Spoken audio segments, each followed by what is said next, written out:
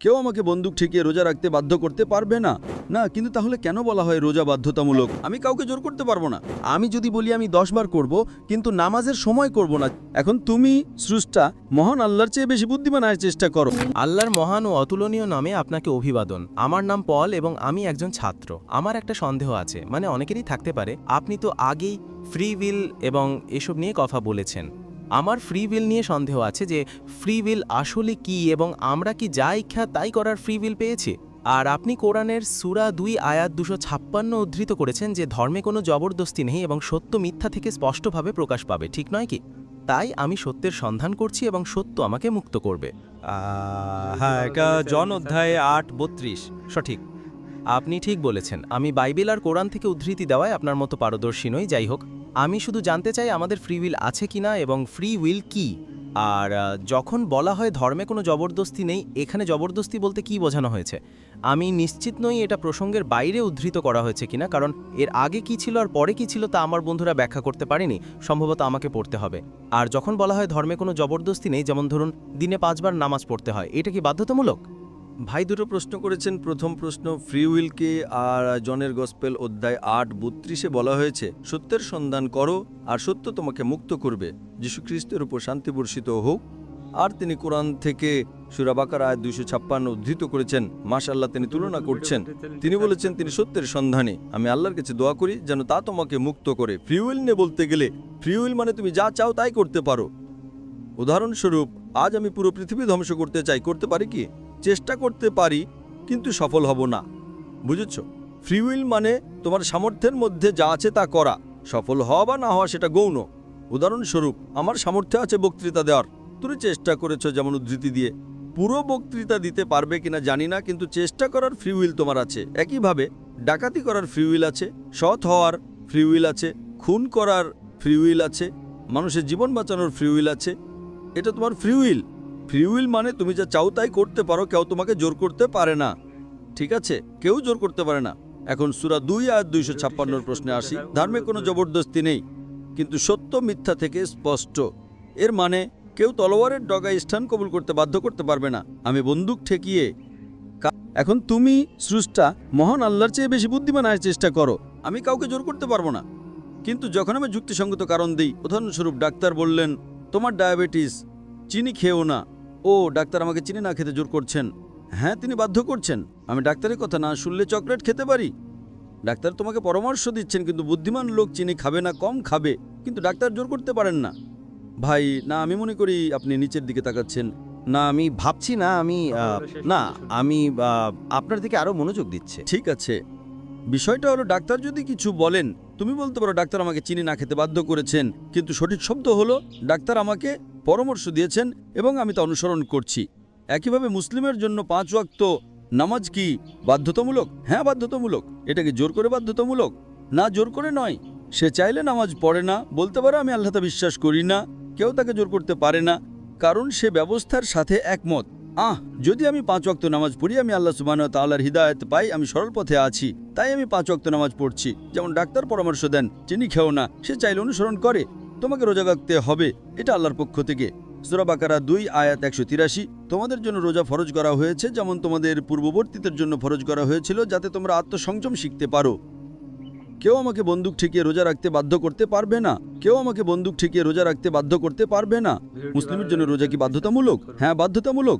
ধর্মে কি জোর করে বাধ্যতামূলক? না, কেউ আমাকে শারীরিকভাবে জোর করে রোজা রাখতে পারবে না, তাই এটা শারীরিক জোরের কথা বলছে। কেউ কাউকে শারীরিকভাবে কিছু করতে জোর করতে পারে না, এটা তোমার না। কিন্তু তাহলে কেন বলা হয় রোজা বাধ্যতামূলক? রোজা বাধ্যতামূলক 2 ধরনের বাধ্যতামূলক আছে। একটা যুক্তি ও লজিক দিয়ে বাধ্যতামূলক, আরেকটা জোর করে। কোরআনে যে জবরদস্তির কথা বলা হয়েছে সেটা জোর করে। যেমন ডাক্তার বলেন চিনি খেও না, ঠিক আছে, এটা কি বাধ্যতামূলক?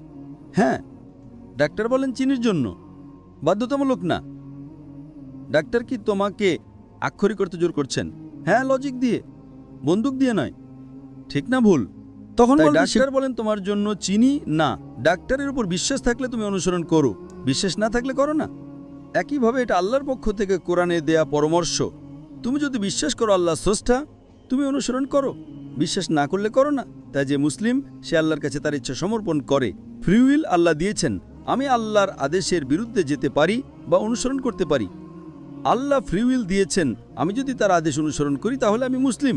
মুসলিম মানে যে আল্লাহর কাছে তার ইচ্ছা সমর্পণ করে। আমার উপর কোনো শারীরিক জোর নেই। সূরা বাকারা 2 আর 256 যে জবরদস্তির কথা বলা হয়েছে সেটা শারীরিক জবরদস্তি, লজিক্যাল জবরদস্তি নয়। 2 + 2 কত? 4। এটা কি বাধ্যতামূলক 4? মানে এটার ফ্রি উইল। হ্যাঁ, তোমার চয়েস। তুমি 3ও বলতে পারো, ঠিক 5ও বলতে পারো। আমি যদি বলি 3 তাহলে প্রমাণ করতে হবে?